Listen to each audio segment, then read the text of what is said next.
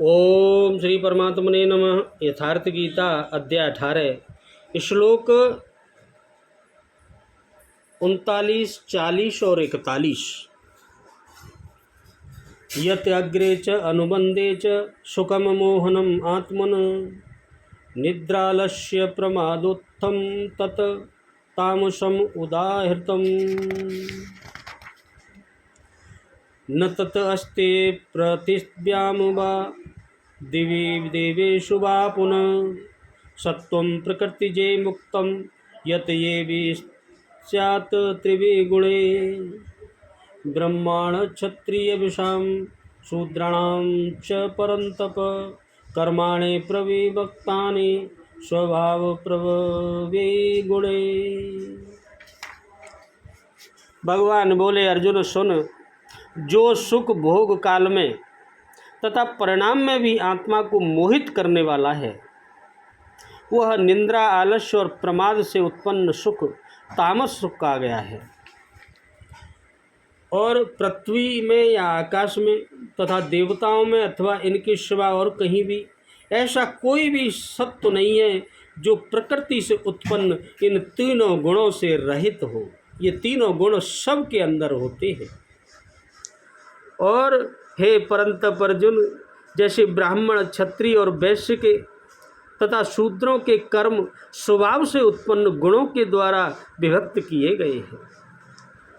इन गुणों की वजह से अलग अलग स्वभाव होते हैं सबके। जो जिसमें गुण होता है वही उसका स्वभाव होता है। भगवान बोले, और यह सत्यता है। ध्यान से सुनना, बड़ा महत्वपूर्ण वार्तालाप है आज भगवान का। जो सुख भोग काल और परिणाम में भी आत्मा को मोह में डालने वाला है, निंद्रा या निशा सर्वभूतानाम, जगत की निशा में अचेत रखने वाला है, आलस्य और व्यर्थ की चेष्टाओं से उत्पन्न वह सुख तामस कहा गया है। वो आलस्य और व्यर्थ की चेष्टाओं से होता रहता है, कल्पना मात्र में। अब योगेश्वर श्री कृष्ण गुणों की पहुंच बताते हैं जो सबके पीछे लगे हैं। वो कैसे हैं, ध्यान से सुनना। अर्जुन, पृथ्वी में, आकाश में तथा देवताओं में ऐसा कोई भी प्राणी नहीं है जो प्रकृति से उत्पन्न हुए इन तीनों गुणों से रहित हो, अलग हो। अर्थात ब्रह्मा से लेकर कीट पतंग पशु पक्षी तक यवन मात्र जगत क्षण भंगुर मरने जीने वाला है, तीनों गुणों के अंतर्गत है। अर्थात देवता भी तीनों गुणों का विकार है, नश्वर है। ध्यान से सुनना, ये देवता भी इन तीनों गुणों का विकार है। यहाँ ब्रह्मा देवताओं को योगेश्वर ने चौथी बार लिया। अध्याय 7, 9, 17 अथवा यहाँ 18वें अध्याय में इन सब का एक ही अर्थ है कि देवता तीनों गुणों के अंतर्गत ही आते हैं। जो इन्हें भजता है, जो इनका भजन करता है, देवताओं का, नश्वर की पूजा करता है, वह व्यर्थ करता है, कोई फायदा नहीं। केवल भगवान की पूजा करो। भागवत के 2 स्कंद में महर्षि शुक्र ने परीक्षित का प्रसिद्ध आख्यान है क्या, जिसमें उपदेश देते हुए वो कहते हैं कि स्त्री पुरुष में प्रेम के लिए शंकर पार्वती की पूजा करनी चाहिए और आरोग्य के लिए अश्विनी कुमार की पूजा करनी चाहिए, मतलब स्वस्थ रहने के लिए, और किसी पर विजय के लिए इंद्र की तथा धन के लिए कुबेर की पूजा करें। इसी तरह विविध कामनाएं बताकर अंत में निर्णय देते हैं कि संपूर्ण कामनाओं की पूर्ति के लिए अलग अलग पूजा करेंगे तो एक देवता एक फल देगा। अगर सभी कामनाएं आपकी पूर्ण करनी है तो और मोक्ष के लिए तो केवल एकमात्र नारायण की पूजा करनी चाहिए। रामायण में भी लिखा है, तुलसी मूले सींचिए, फूले फले हंगाए। पेड़ के पत्ती डाल फूलन पे मन जाओ, सीधे उसकी जड़ में जाओ जहाँ से वो सब चल रहा है। जड़ में पानी डालोगे तो वो सब अपने आप फलेंगे, फूलेंगे। सब देवता तुम पर अपने आप प्रसन्न होंगे अगर तुम नारायण की सेवा करोगे, यानी श्री हरि भगवान की पूजा करो। अस्तु सर्वव्यापक प्रभु का स्मरण करें, किसी भूत देवता मनुष्य किसी की पूजा करने की आवश्यकता नहीं, केवल भगवान जिसकी पूर्ति के लिए सदगुरु की शरण है। और उसकी पूर्ति कैसे होगी? गुरु की कृपा से, उनकी गुरु की शरण में जाकर। निष्कपट भाव से प्रश्न और सेवा एकमात्र उपाय है। मतलब बिना गुरु की सेवा करो तो बिना निष्कपट के, केवल भाव से, बिना प्रसन्न के सेवा करो, भगवान की पूजा है। जैसे आसुरी और देवी संपद अंतःकरण की दो वृत्तियां हैं। अंदर आपके आसुरी दो व्यवस्था है, एक आसुरी संपद, एक देवी संपद, जिसमें देवी संपद परमदेव परमात्मा का दिग्दर्शन कराती है, इसीलिए देवी कहीं जाती है, किंतु यह भी तीनों गुणों के ही अंतर्गत है। गुण शांत होने के पश्चात इनकी भी शांति हो जाती है। तत्पश्चात उस आत्म तृप्त योगी के लिए कोई भी कर्तव्य शेष नहीं रहता। अब प्रस्तुत है पीछे से आरंभ हुआ प्रश्न, वर्ण व्यवस्था वर्ण जन्म प्रदान है अथवा कर्मों में पाई जाने वाली अंतःकरण की योग्यता का नाम है।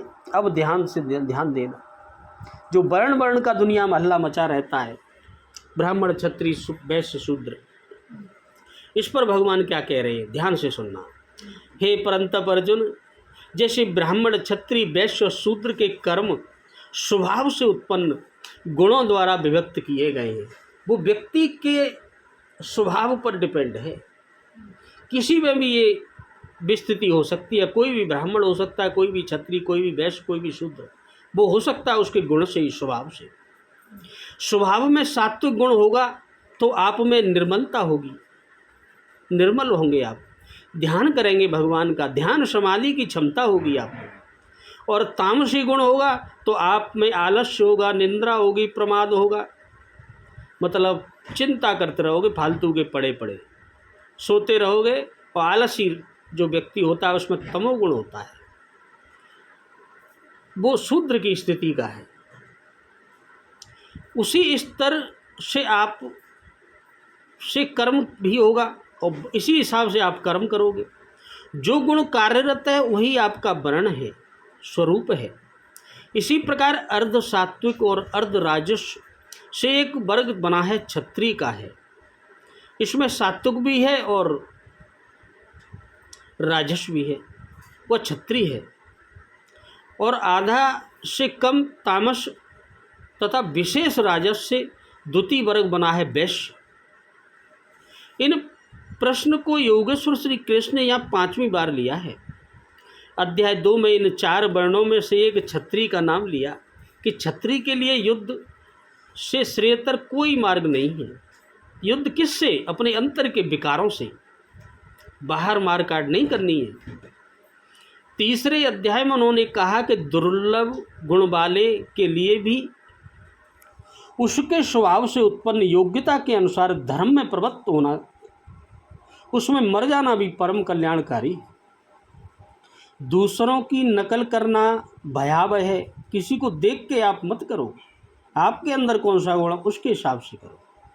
अध्याय 4 में बताया कि 4 वर्णों की सृष्टि मैंने की है भगवान ने। तो क्या मनुष्यों को 4 जातियों में बांटा? कहते हैं नहीं भगवान, नहीं, गुण कर्म विभाग से गुणों की योग्यता के कर्म को 4 भागों में बांटा है, 4 सोपानों में बांटा है। यहाँ गुण एक पैमाना है, पैमाना है नापने का व्यक्ति का, उसके द्वारा माप कर कर्म करने की क्षमता को 4 भागों में बांटा।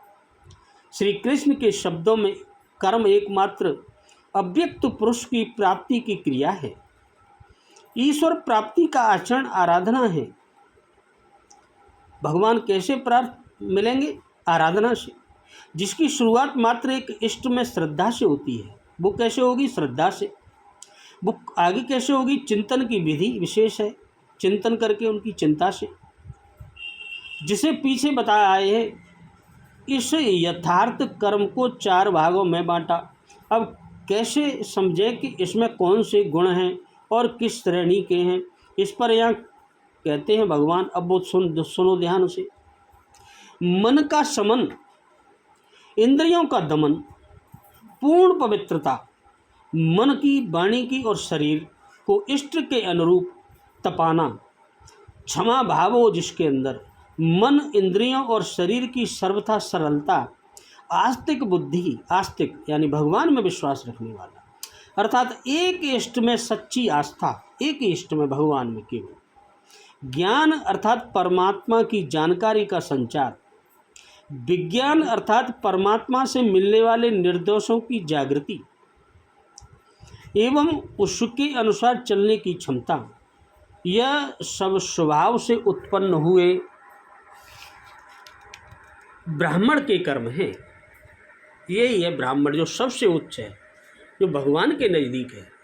ब्राह्मण होगा तो वो ऐसा होगा, वही ब्राह्मण है कर्म से, अर्थात जब स्वभाव में एक योग्यताएं पाई जाएं, यही योग्यताएं पाई जाएं, तो कर्म धारावाही होकर स्वयं में डल जाए तो वह ब्राह्मण श्रेणी का कर्ता बन जाता है। भगवान बोले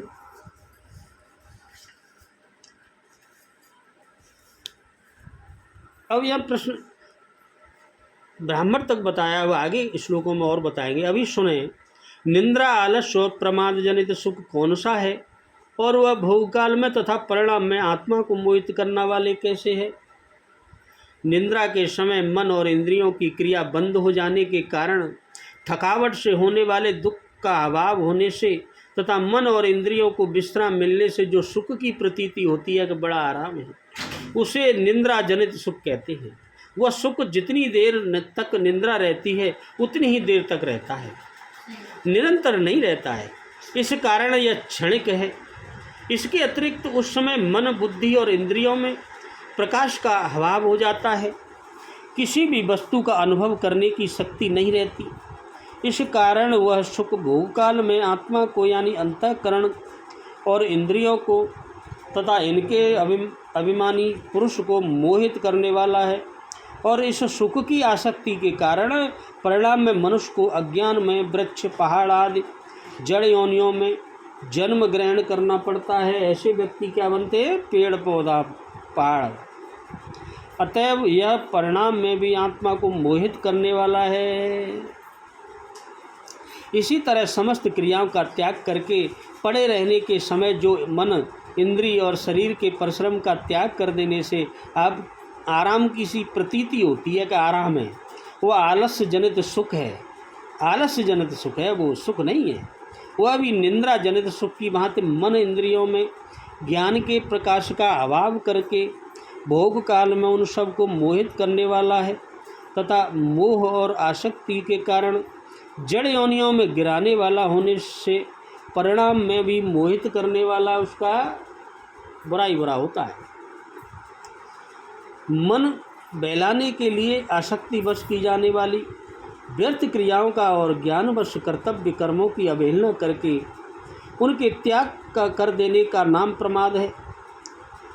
व्यर्थ क्रियाओं के करने में मन की प्रसन्नता के कारण और कर्तव्यता का त्याग करने में परिश्रम से बचने के कारण मूर्खता बस जो सुख की प्रतीति होती है वह प्रमाण जनित सुख है।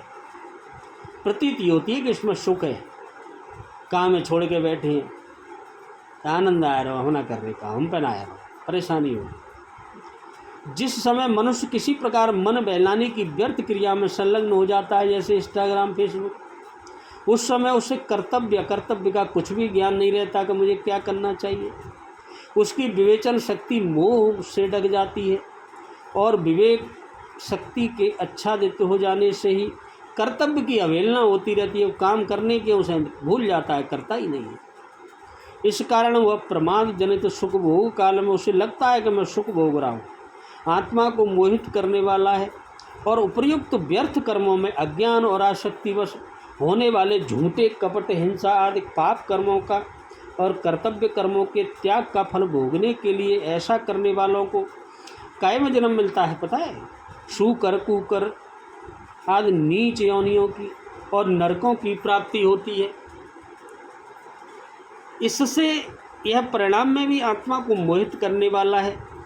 वह सुख तामस है। इस कथन का क्या हुआ? वह तामस सुख सुनिए। इससे यह भाव दिखलाया गया है कि निंदा, प्रमाद, आलस्य ये तीनों ही तमोगुण के कार्य हैं। अतः इससे उत्पन्न होने वाला सुख तामस सुख है, और इन निंद्रा, आलस्य और प्रमाद आदि में सुख बुद्धि करवा कर ही यह तमोगुण मनुष्य को बांधता है। चाहने वाले मनुष्य को इस क्षणिक मोहकार और प्रतीति मात्र के तामस सुख में नहीं फंसना चाहिए। इधर यहाँ पृथिव्याम दिव्य देवेशु अलग अलग किन किन के वाचक हैं, इसका क्या भाव है। पृथिव्याम इस पृथ्वी लोक का, उसके अंदर के समस्त पाताल लोकों को और उन लोकों के स्थित समस्त स्थावर जंगम प्राणियों को तथा पदार्थों को वाचक यहाँ दिव्य पद है। पृथ्वी से ऊपर अंतरकाल अंतरिक्ष लोक का तथा उसमें स्थित समस्त प्राणी और पदार्थों का वाचक है। देवेशु पद समस्त देवताओं का और उनके भिन्न भिन्न समस्त लोकों का, उनसे संबंध रखने वाले समस्त पदार्थों का वाचक है। इनके सिवा और भी समस्त सृष्टि में जो कुछ भी वस्तु या कोई भी प्राणी है, उन सब का ग्रहण करने के लिए पुनः पद का प्रयोग किया गया। समस्त पद का वाचक और ऐसा कोई भी सत्य नहीं है जो प्रकृति से उत्पन्न इन तीनों गुणों से रहे, तो सत्य यही है। इसका क्या भाव है। सप्तम पद यहाँ वस्तु मात्र का, यानी सब प्रकार के प्राणियों का और समस्त पदार्थों का वाचक। ऐसा कोई भी सत्य नहीं है जो प्रकृति से उत्पन्न इन तीनों गुणों से रहित हो, अलग हो, इन्हीं इसमें लिपटा हुआ है। इस कथन से भाव दिखलाया गया है कि संपूर्ण पदार्थ प्रकृति जनित सत्व, रज और तम इन तीनों गुणों के कार्य हैं तथा प्रकृति जनित गुणों के संबंध से ही प्राणियों का नाना योनियों में जन्म होता है। इसीलिए पृथ्वी लोक और अंतरिक्ष लोक तथा देवताओं के एवं अन्य सब लोगों के प्राणियों एवं पदार्थों में कोई भी पदार्थ या प्राणी ऐसा नहीं है जो इन तीनों गुणों से रहित हो, अतीत हो, क्योंकि समस्त जड़ वर्ग तो गुणों का कार्य होने से गुणमय है ही, और समस्त प्राणियों का उन गुणों से और गुणों के कार्य रूप पदार्थों से संबंध है। इससे सब भी तीनों गुणों से युक्त ही है। सृष्टि के अंदर गुणातीत पुरुष भी तो है, फिर यह बात कैसे कही कि कोई भी प्राणी गुणों से अलग नहीं। यदि लोक दृष्टि से गुणातीत पुरुष सृष्टि के अंदर है, परंतु वास्तव में उनकी सृष्टि में न तो सृष्टि और न ही सृष्टि के या शरीर के अंदर उनकी स्थिति है। वे तो परमात्मा में भी अभिन्न भाव से नित्य स्थिर और अतः परमात्मा स्वरूप ही है। अतः उनकी गणना साधारण प्राणियों में नहीं की जा सकती। उनके मन, बुद्धि और इंद्रिय आदि के संघात रूप शरीर को, जो कि सबके प्रत्यक्ष लेकर यदि उन्हें प्राणी कहा जाए तो आपत्ति नहीं है, क्योंकि वह संघात तो गुणों का ही कार्य है। अतः उसे गुणों से अतीत कैसे कहा जा सकता है। इसलिए कहने में कोई भी आपत्ति नहीं है कि सृष्टि के अंदर कोई भी प्राणी या पदार्थ तीनों गुणों से अलग नहीं है।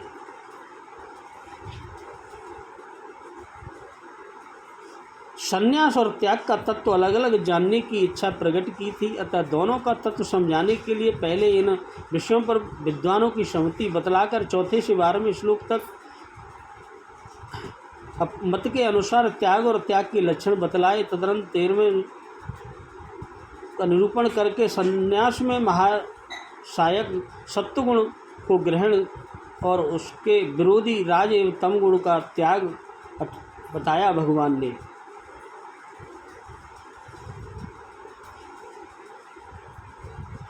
ने यह बात कही कि नियत कर्म का स्वरूप से त्याग उचित नहीं है, वो करना ही चाहिए। अपितु नियत कर्मों को आसक्ति और फल के त्यागपूर्वक करके रहना ही वास्तविक त्याग है। संक्षेप में नियत कर्मों का स्वरूप त्याग के नाम से वर्णित कर्मों में भक्ति का सहयोग और उसका फल परम सिद्धि प्राप्ति बतलाने के लिए पुनः इसका त्याग कर्मयोग प्रकरण आरंभ करते हुए भगवान क्षत्रिय वैश्य शूद्रों के स्वभाव नियत कर्म बतलाने की प्रस्तावना फिर बताते हैं कि ब्राह्मण क्षत्रिय विषाम। इस पद में ब्राह्मण, क्षत्रिय और वैश्य इन तीनों शब्दों का समास करके शूद्राणाम पद से शूद्रों को अलग करके कहने का क्या भाव है।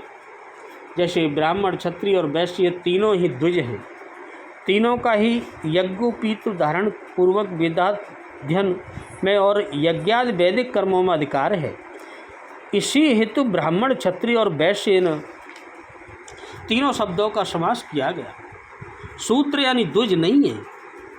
अतः उनका यज्ञोपवीति धारणा में तथा वेद्यादन में और यज्ञादि वैदिक कर्मों में अधिकार नहीं है। यह भाव दिखलाने के लिए शूद्र नाम पद से उनको अलग किया गया। गुणे पद के साथ स्वभाव प्रवेश विशेषण देने का क्या भाव है? उन गुणों के द्वारा उपयुक्त चारों वर्णों के कर्मों का विभाग किया गया, इसका क्या भाव है? प्राणियों के जन्म जन्मांतरों में किए हुए कर्मों को संस्कार है, जो संस्कार है उनका नाम स्वभाव है। उस स्वभाव के अनुरूप ही प्राणियों के अंतःकरण में सत्व रज और तम इन तीनों गुणों की वृत्तियाँ उत्पन्न होती हैं। यह भाव दिखलाने के लिए गुणे पद स्वभाव जने विशेषण दिया गया। गुणों के द्वारा चारों वर्णों के कर्मों का विभाग किया गया। इस कथन से यह भाव है कि उन गुण वृत्तियों के अनुसार ब्राह्मण आदि वर्णों में मनुष्य उत्पन्न होते हैं। इस कारण उन गुणों की अपेक्षा से शास्त्रों में चारों वर्णों के कर्मों का विभाग किया गया है। जिसके स्वभाव में केवल सत्वगुण अधिक होता है वह ब्राह्मण होता है। इस कारण उसके स्वाभाविक कर्म सम दमाद बतलाए गए। जिसके स्वभाव में सत्व मिश्रित रजोगुण अधिक होता है वह क्षत्रिय होता है। इस कारण उसके स्वभाव कर्म शूरवीरता तेज आदि बतलाए गए। जिसके स्वभाव में तमो मिश्रित रजोगुण अधिक होता है वह वैश्य होता है, इसलिए उसके स्वाभाविक कर्म व्यापार कृषि गौरक्षा आदि बतलाए गए। और जिसके स्वभाव में रजो मिश्रित तमोगुण प्रदान होता है वह शूद्र होता है। इस कारण उसका स्वभाव कर्म तीनों वर्णों की सेवा करना बतलाया गया। यही बात चौथे अध्याय के 13वें श्लोक की व्याख्या में प्रस्तुत समझाई गई है। बोलो राधे राधे, जय जय श्री कृष्ण।